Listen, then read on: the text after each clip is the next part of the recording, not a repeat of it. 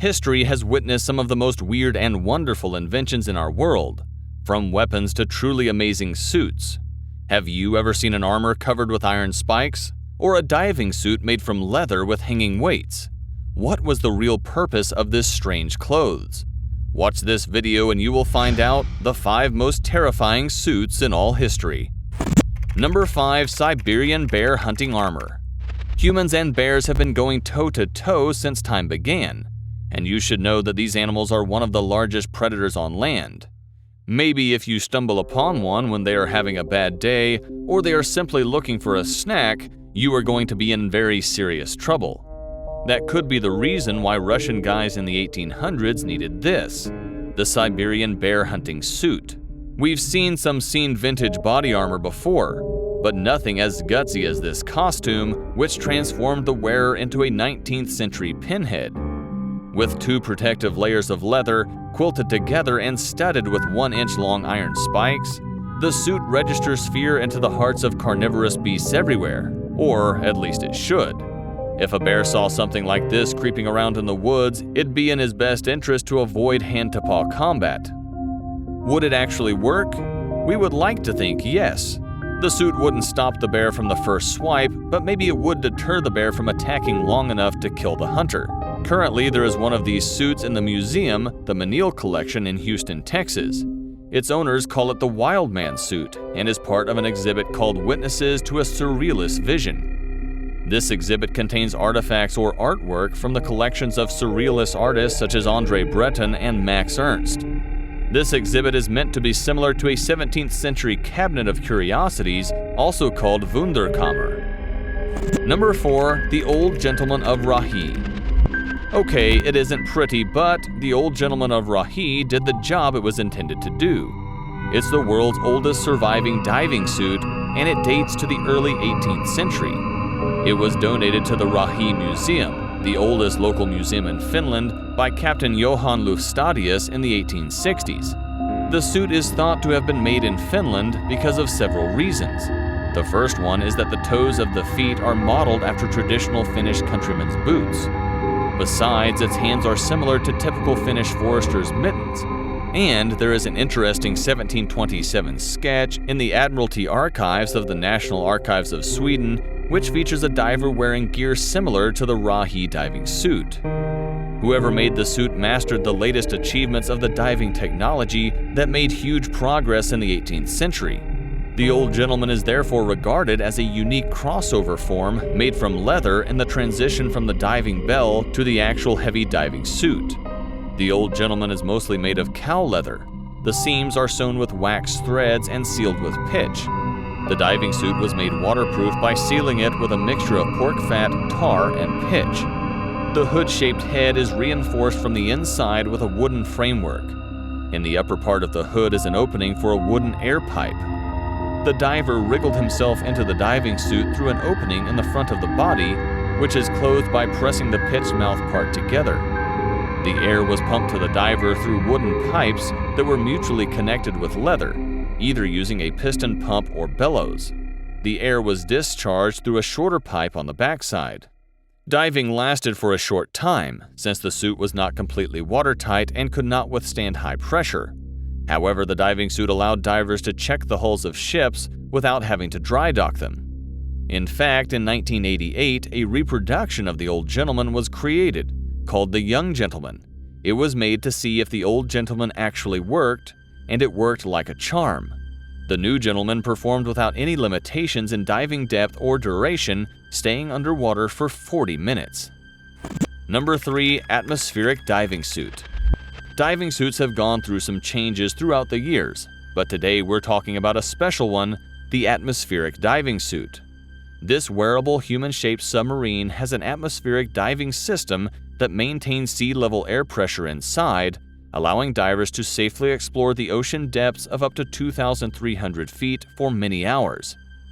Besides, the suit eliminates the majority of significant physiological dangers associated with deep diving. Divers do not even need to be skilled swimmers, but the disadvantage is limited dexterity. In 1715, British inventor John Lethbridge built what could be considered to be one of the first diving suits. It was a wooden barrel about 6 feet in length with 2 holes for the diver's arms sealed with leather cuffs and a few-inch viewport of thick glass. According to reports, it was able to dive as deep as 60 feet and was used to salvage silver from the wreck of the East Indian Vansittart, which sank in 1719 off the Cape Verde Islands. Later, in 1838, Englishman W.H. Taylor designed the first armored diving suit with real joins, designed with leather pieces and rings in the shape of a spring.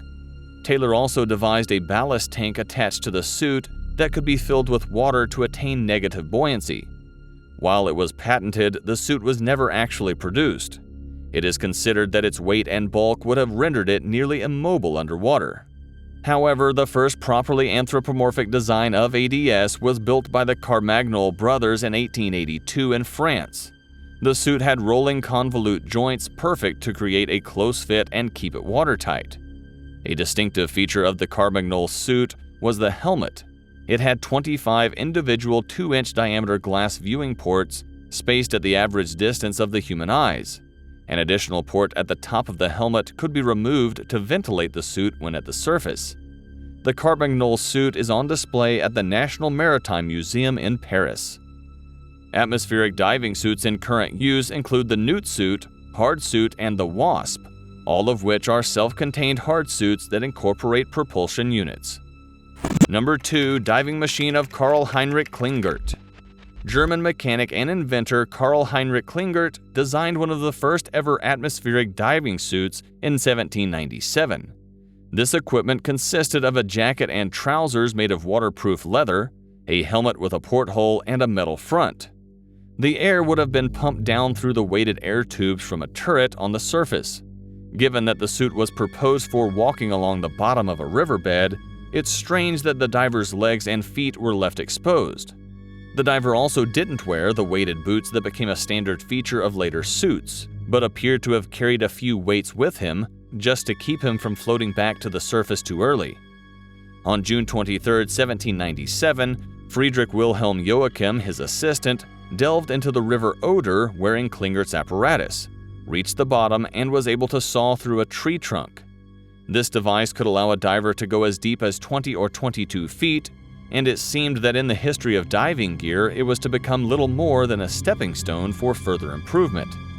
This development was a revolutionary event and allowed people to more safely get to the bottom of water to work or explore. Number 1. Wheeled Riot Shield. A riot shield is a lightweight protection device deployed by police and some military organizations, which covers an average-sized person from the top of his head to the knees. They are generally intended to be used in riot control to protect the user from melee attacks with blunt or edged weapons and also thrown projectiles. This kind of shield is used in almost every country with a standardized police force and are produced by many companies. In this video, we're going to focus on a special one, the wheeled riot shield. There is almost no information about this invention, but it is known that it was used by Detroit Corps to protect themselves against rioters and gunmen in 1956. Riots in Detroit have occurred since the city was founded in 1701 and have been occurring since then. Its main purpose was to fight off racial discrimination and injustice. This wheeled shield was another way to keep policemen safer. It consisted of an armor which covered the front part of a cop and 3 wheels that allowed them to move forward. If they had to stand up, their legs would remain unprotected, so they needed to cover them with bulletproof protectors. There is no evidences to support the effectiveness of this shield, but we are sure that policemen who used it suffered from a serious backache. You'd be amazed at how many outlandish inventions the brightest and even the most disturbed minds have been able to create. What about a trip through the strangest military weapons in the world? To know about them, just click on this video.